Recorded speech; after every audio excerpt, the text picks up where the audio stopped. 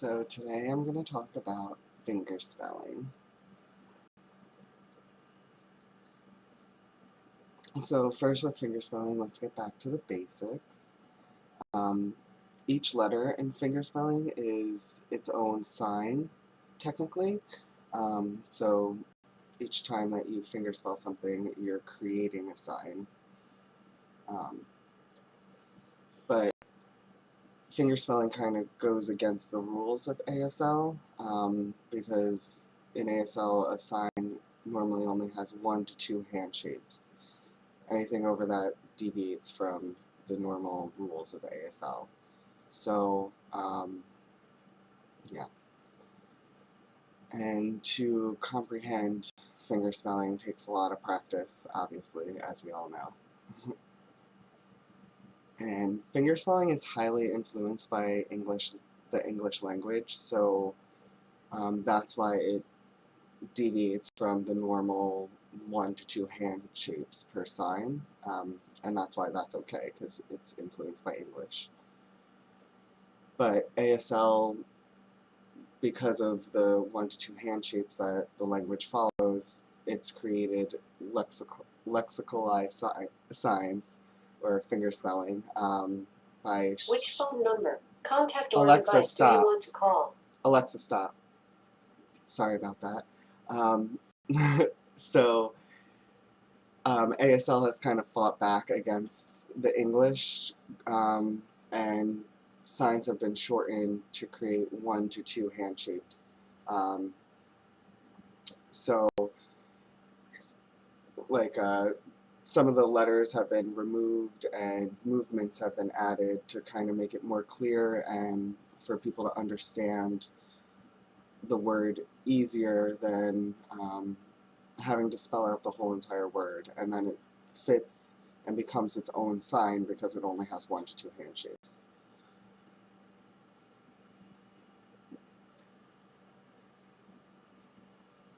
So, more about lexicalized fingerspelling. The fingerspelled words have changed over time, and from repeatedly fingerspelling the word like bank or job, they kind of transitioned into becoming its own sign. Lexicalized means word-like, so it's not really a word, but it's almost a word.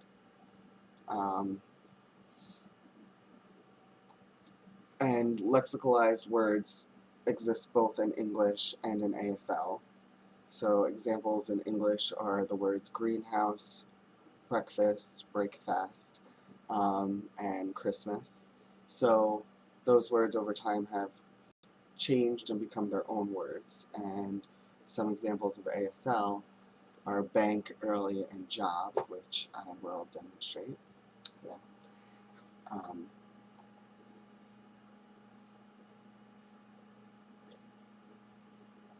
Those are 3 examples.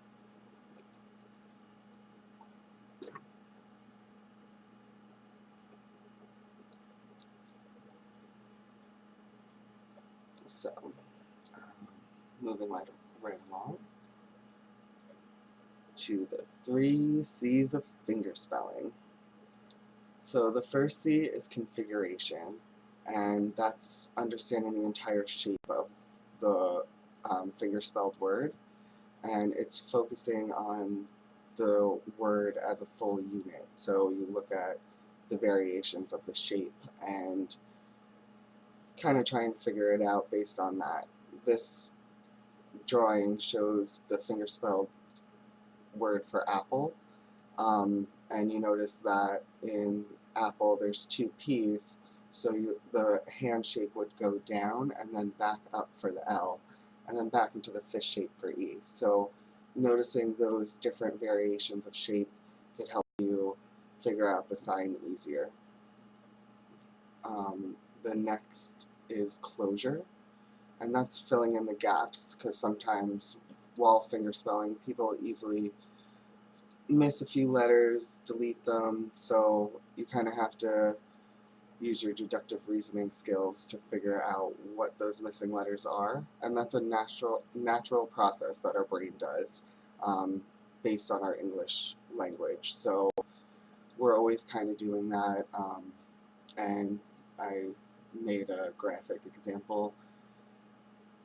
TRCY, obviously if you stick an A in there it's going to be Tracy, so it makes it easy to understand what the missing letter is going to be. And it's easy to miss the A to the C because the hand shapes are so close, kind of with the configuration. So maybe the person did sign it, but your receptive skills just missed it, but your brain will fill in the blank, basically.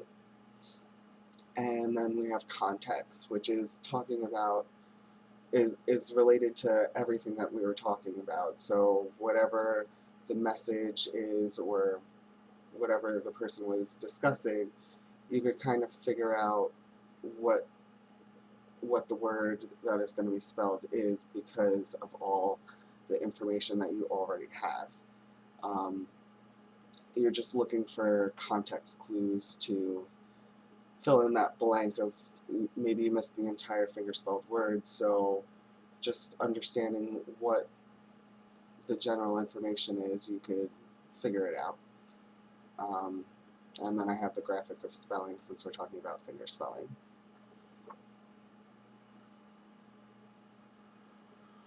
So more in configuration.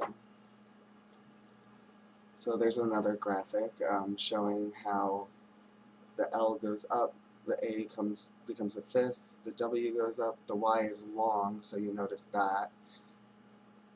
The E goes back into a fist, and then the R goes up. So if you notice those changes, then you could easily distinguish what the word is going to be, but versus a word like seat, where it's all within that small fist shape, so that makes it a little harder to use configuration to determine that.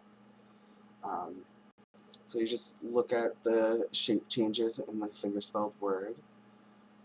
You want to pay attention to words or letters that go up, like B, C, D, F, I, K, L, R, U, V, and W.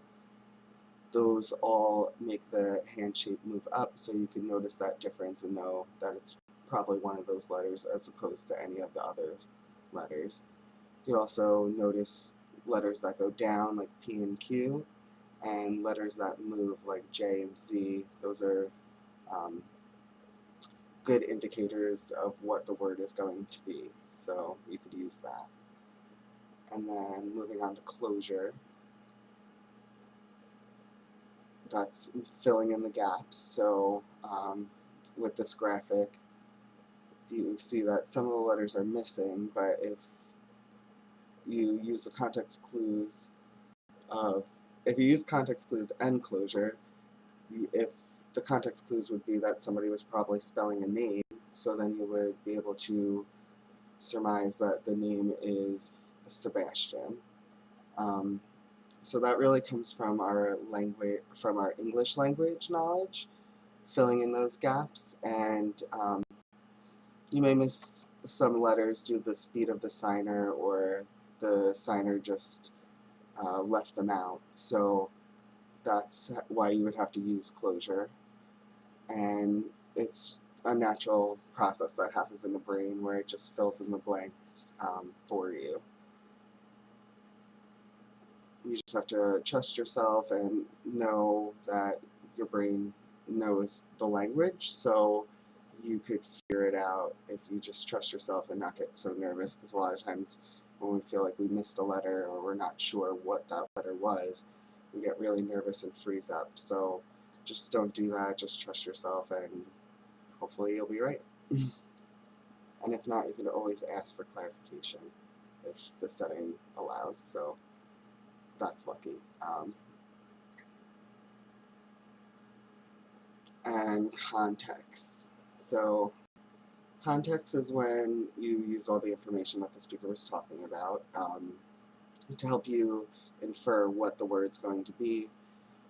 I think that this would happen in the C process of the CRP. So while you're taking in all the information, you realize that they're talking, say the speaker's talking about cars, so then you open up your filing cabinet and you pull out, visually, like mentally pull out the words that are related to cars that you know, like the different kinds of brand names, everything that could be related to a car, you kind of have there ready to be pulled out, and kind of like mentally match them with what the finger-spelled information that you got. You open your filing cabinet. So also you could look for clues. Good clues are like the name. So if somebody signs name, then you know it's going to be a person's name that's going to be finger-spelled. If somebody signed store, maybe they add store name, then you know you're going to pull out your filing cabinet for store names. Or if it's a medicine, you're going to think about different kinds of medicines that you know of and if it matches. Or if somebody said go where, you know you're thinking of a place, a town, a city, a college, which relates to the graphic below, which is Gallaudet. So using the context is really important for fingerspelling receptive skills. So you just gotta make sure you understand the full message, and then it makes figuring out what the fingerspelled word is a lot simpler. Which goes into the homework. So there's gonna be another attachment for the homework. So I'll talk to you more about that soon. Thanks for watching. Hope you learned something.